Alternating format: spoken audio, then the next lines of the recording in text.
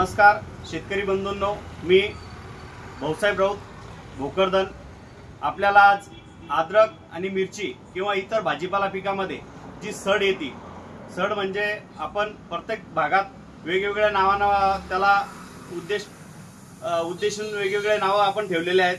तर सड कुठं उबळ म्हणतात, कुठं झाडं बसणं म्हणतात। तर याचे मुख्य कारण काय असते? सड ही दोन प्रकारे शेतामध्ये येते। एक उन्नीपासून, कीटकांपासून, जर उदयना जर खाली लागलं त्यापासून, आणि दुसरं बुरशीपासून। तर जमिनीमध्ये कोणत्या प्रकारची बुरशी लागते? तर सर्वप्रथम आपल्याला मरसाठी 3 बुरशी कारणीभूत असतात आपल्या भागामध्ये शक्यतो।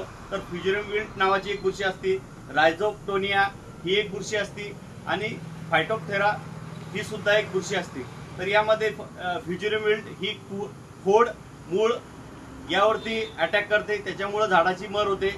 त्याच्यानंतर रायझोक्टोनिया ही सुद्धा खोड, मुळांवरती आणि झाडाच्या फांदीवरती अटॅक करते। आणि फायटोप्थेरा विल्ट हिनं सुद्धा झाडाची फांदी वगैरे बसते किंवा जमिनीतून सुद्धा झाडाची मर होते।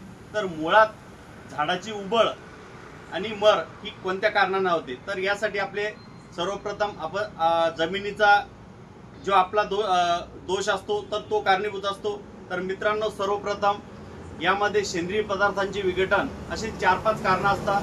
तर त्यामध्ये सेंद्रिय पदार्थांचे विघटन, जर जमिनीमध्ये शेणखत असेल, काडी कचरा असेल, किंवा जे काय आपण सेंद्रिय पदार्थ टाकलेले असेल, तर त्यांचं ज्यावेळेस आपण टाकल्यानंतर व्यवस्थित कुजलेलं नसेल तर त्यावेळेस सुद्धा प्रॉब्लेम येतो। तर त्यामध्ये असं असतं की कुजलेलं वेगळं आणि सडलेलं वेगळं। जर आपण शेतामध्ये शेणखत टाकलं तर त्याचा जर एकदम सुगंधी वास येत असेल आणि ते पत्तीवणी जर झालेलं असेल, किंवा कोणताही पालापाचोळा जर आपण टाकतोय तर त्याचा जर सुगंध येत असेल किंवा पत्तीवणी असं बारीक झालेलं असेल तर ते कुजलेलं असतं। आणि जर सडलेलं ओळखायचं कसं? तर जे आपण शेणखत टाकतो त्याच्यामध्ये एकदम हीट असते किंवा शेणाचे असे गोळे असतात, काढताना एकदम गरम असतं, तर ते सडलेलं असतं, त्यामध्ये हानिकारक बुरशींची उत्पत्ती असते। तर त्या शेणखत आपण ज्यावेळेस टाकतो उन्हाळ्यात, तर त्यावेळेस त्याच्यामधलं पाण्याचं मॉइश्चर कमी असतं, त्यामुळं त्याच्यातील सदरील बुरशी अगोदर सांगितल्याप्रमाणे फ्युजेरियम विल्ट असेल, फायटोप्थेरा असेल किंवा रायझोक्टोनिया असेल, ह्या बुरशी त्याच्यातल्या सुप्तावस्थेत असतात। तर ज्यावेळेस तुमच्या शेतामध्ये तुम्ही टाकल्यानंतर पाणी जास्त होईल तर त्यावेळेस या बुरशींची उत्पत्ती होती, त्या जीवावस्थेत येतात आणि पिकाचा मर हा प्रॉब्लेम तुम्हाला सुरू होतो। त्याच्यानंतर ती बुरशी केव्हा येते? तर ज्यावेळेस पाण्यातील आर्द्रता ही 70च्या वरती जाते किंवा तापमान हे 20-30 डिग्री सेल्सिअसच्या दरम्यान असतं, त्यावेळेस सुद्धा वातावरणातील आर्द्रता आणि तापमान यानुसार सुद्धा बुरशी आपल्या शेतामध्ये येते। त्याच्यानंतर आणखीन एक कारण सिंचन पद्धत किंवा पाणी। तर सदरील बुरशी ह्या पावसाच्या पाण्यासोबत किंवा जे तुम्ही पाणी देता तर त्यासोबत त्यांची उत्पत्ती जास्त होते। जेव्हा प्रत्येक शेतकऱ्याला अनुभव आहे की पाणी ज्या ठिकाणी साचत असेल किंवा ज्या ठिकाणी पाणी वाहत जात असेल तर त्या ठिकाणी बुरशीची उत्पत्ती जास्त होते। तर शक्यतो ज्या ठिकाणी पाणी साचल्यानंतर त्या ठिकाणचा जो काय सेंद्रिय पदार्थांचे विघटन असेल हे कुजण्याऐवजी ते सडण्याची प्रक्रिया सुरू होते।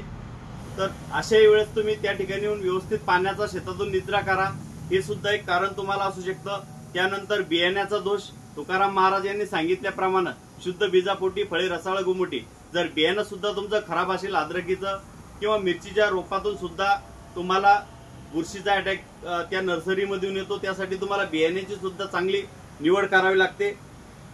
त्याच्यानंतर असंतुलित आहार, जर तुम्ही शेतामध्ये युरिया या खताचा जास्त वापर केला तर त्यावेळेस सुद्धा सड लागते, किंवा ढगाळ वातावरणामध्ये झाडाला पोटॅशची कमतरता जाणवते आणि पोटॅश हे खत झाडाची रोगप्रतिकारक शक्ती वाढवण्याचं काम करते। म्हणून त्याही वेळेस तुम्हाला ढगाळ वातावरणामध्ये सडचा अटॅक जास्त वाढतो, कारण की त्यावेळेस झाडाला सूर्यप्रकाश मिळत नाही, आणि सूर्यप्रकाश मिळत नसला तर वातावरणातून नायट्रोजन जास्त भेटतं आणि पोटॅशची कमतरता झाडाला भासते। तर अशा विविध कारणामुळे पिकामध्ये सड या रोगाचा प्रादुर्भाव वाढतो। आता सध्या हा अटॅक ज्या भागात पाऊस जास्त झाला किंवा जिथं पाणी साचतंय त्या ठिकाणी सडचा प्रादुर्भाव सध्या दिसून येत आहे। तर यासाठी शेतकरी बंधूंनी जर अटॅक आला असेल तर आपण त्याला उपचारात्मक काय करावं आणि प्रतिबंधात्मक काय करावं, तर शक्यतो अटॅक आल्यानंतर तुम्हाला उपचारात्मकच त्या ठिकाणी क्युरिटी पद्धत वापरावं लागेल।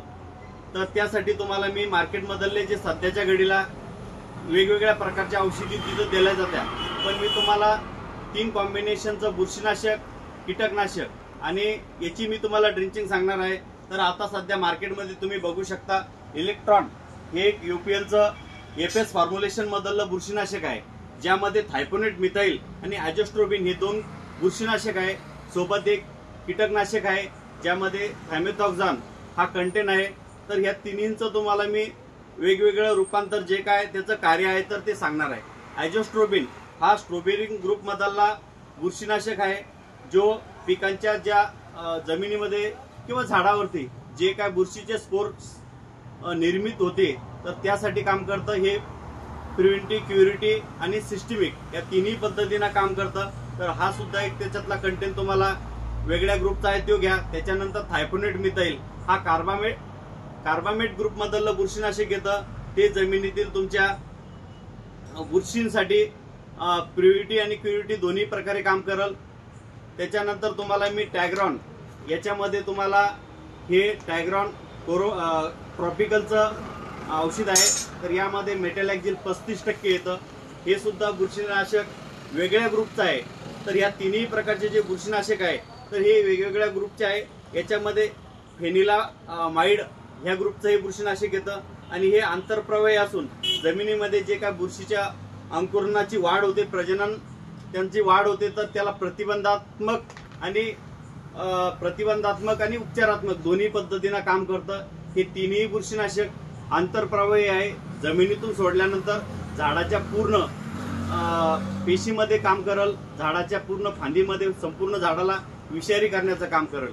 आणि सोबत याच्यामधला जो थायमेथॉक्झान कंटेन आहे तर हा निओनिकोटिनाइड ग्रुप मधला आहे। हा सुद्धा तुम्हाला